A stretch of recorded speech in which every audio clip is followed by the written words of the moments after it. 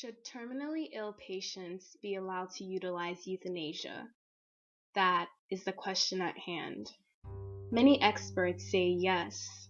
Incredibly sick patients, many of whom are burdened with incurable diseases, should be allowed to choose how and when they pass. It gets to a point in which a patient is tired of it all the medication, of continued stays in hospitals, of not spending enough time with their families because their illness inhibits them from doing anything worth living. Basically, they're tired of life in general.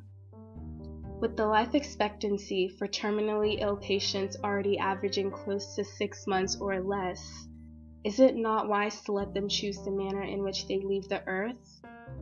Many believe yes. When discussing physician-assisted suicide, it's important to note the financial situation for families. The longer and longer a terminally ill patient stays in the hospital, the more money their family is spending. Financial burdens combined with the slow death of a loved one can take its toll on a family, and rightfully so. Euthanasia makes it possible for terminally ill patients to die a painless death and alleviates at least some of the burden their family must be feeling.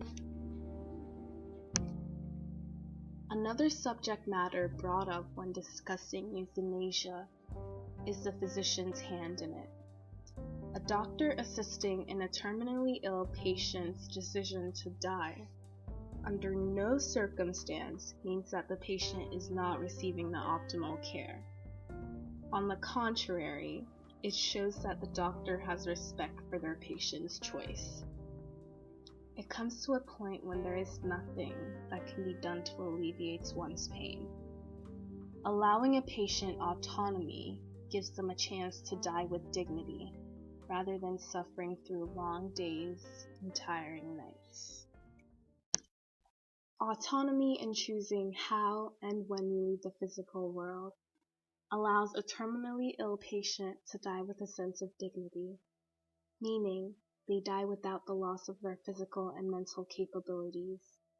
They can say goodbye to their families, they can go to one last church meeting, whatever it may be. Just recently, 14-year-old Jerica Bolin decided to end her treatment for type 2 spinal muscular dystrophy, an incurable disease that had left her on an endless cycle of pain since birth. She, unlike many others who decide to utilize euthanasia, only chose to forego the machines and medicines that were keeping her alive. She took no pills to advance her death.